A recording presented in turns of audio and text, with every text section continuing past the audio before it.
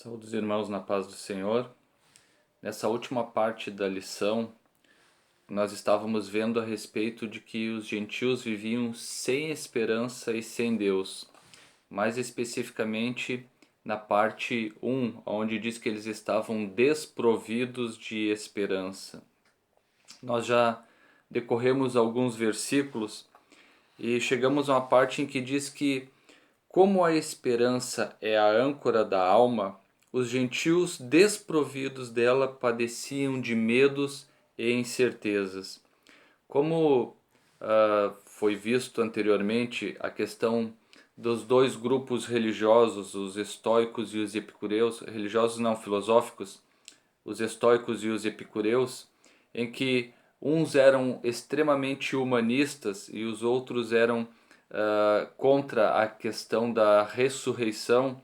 Então eles não tinham em si mesmo e na sua filosofia algum tipo de esperança.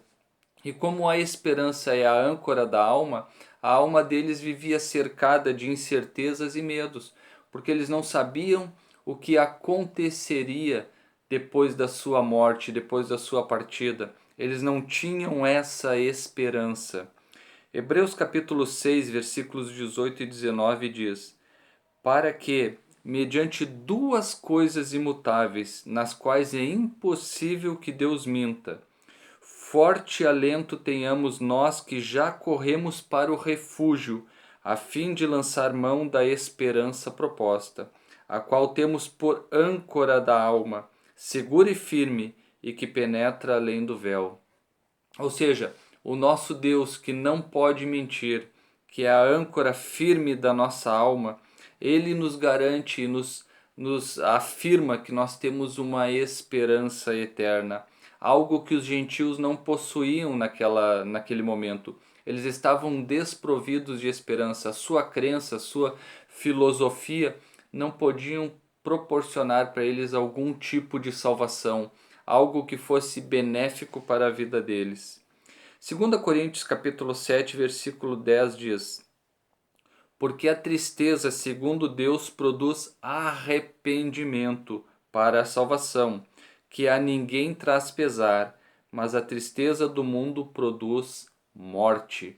Ou seja, a tristeza que havia entre os gentios, principalmente entre esses dois grupos filosóficos, apenas produzia neles a morte. Eles não conseguiam achar uma esperança para a sua vida.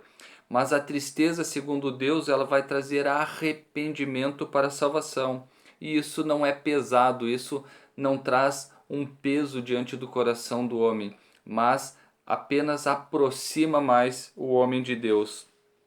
Por conseguinte, a falta de esperança e de paz revelava a ausência de Deus. Então, nós estamos vendo essa crescente. Primeiro, eles eram incircuncisos e isso fazia com que eles vivessem uma vida sem Cristo, vivessem uma vida separados da nação de Israel, uma vida longe das promessas, uma vida sem esperança. E agora o último ponto que ele fala é que eles viviam uma vida sem Deus no mundo. A expressão sem Deus não significa que os gentios não serviam ou não acreditassem numa divindade. Ou seja, viver sem Deus no mundo, aqui está falando viver sem o Deus verdadeiro. 1 Coríntios capítulo 8, versículo 4 diz: no tocante à comida sacrificada a ídolos, sabemos que o ídolo de si mesmo nada é no mundo e que não há senão um só Deus. Ou seja, eles acreditavam a ponto de sacrificar a ídolos, a um pedaço de madeira ou pedra, pensando que estavam agradando a Deus. Mas é bem claro aqui dizendo que não há senão um só Deus. Mas eles acreditavam em alguma coisa. Gálatas 4:8 diz: outrora, porém, não conhecendo a Deus, servíeis a deuses que por natureza não o são. Então eles tinham a sua crendice, eles reconheciam alguma coisa como algum tipo de Deus, mas não o Deus verdadeiro. Ou seja, eles tinham algum tipo de crença em alguma divindade. O problema é que essa divindade que eles criam era um falso Deus e eles adoravam ídolos feitos por mãos humanas. Ao contrário também de pensar de que eles viviam sem Deus e sem acreditar em alguma divindade, eles eram politeístas e idólatras, pois acreditavam e adoravam a muitos deuses. Por causa dessa conduta politeísta e idólatra, que Deus não permitia que a nação de Israel se misturasse com os povos antigamente. Deus preservou a nação de Israel resguardada, reservada, para que eles não fossem influenciados e quando chegasse o Messias eles estivessem isentos de toda a mistura politeísta e idólatra. Por isso que era algo que os judeus condenavam veementemente.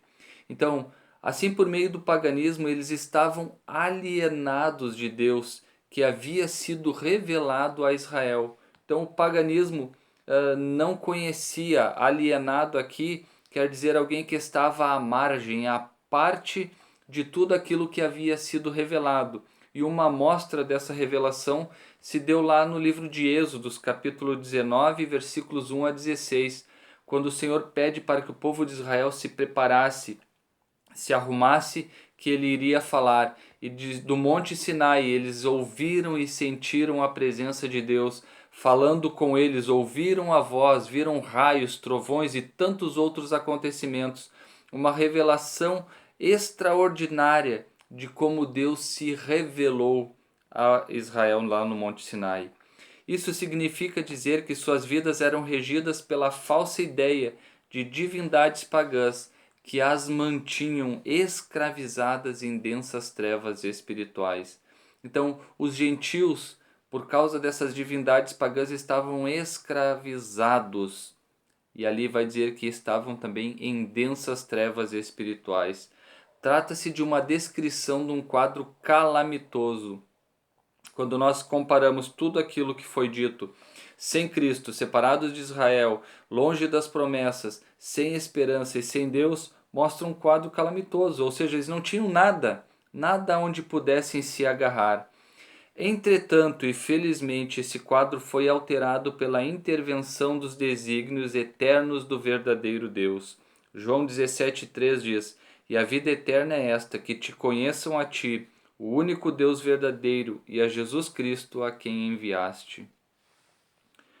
O tópico 3 encerra da seguinte forma: a antiga condição dos gentios era lamentável, desprovidos de esperança e sem Deus na vida, caminhavam a passos largos para a perdição e ao inferno. E a nossa lição de número 6 encerra dizendo: Noutro tempo éramos incircuncisos e estávamos excluídos da aliança com Deus, separados de Cristo e de Israel. Vivíamos alienados ao concerto da promessa, desesperançados e longe de Deus. Um dia, porém, a magnitude do amor divino circuncidou os nossos corações, aproximou-nos de Cristo e de Israel, incluiu-nos na esperança da promessa e revelou a nós o único e verdadeiro Deus. Bendito seja o santo nome, o seu santo nome para sempre. Que Deus abençoe a vida de cada um dos irmãos, em nome de Jesus. Amém.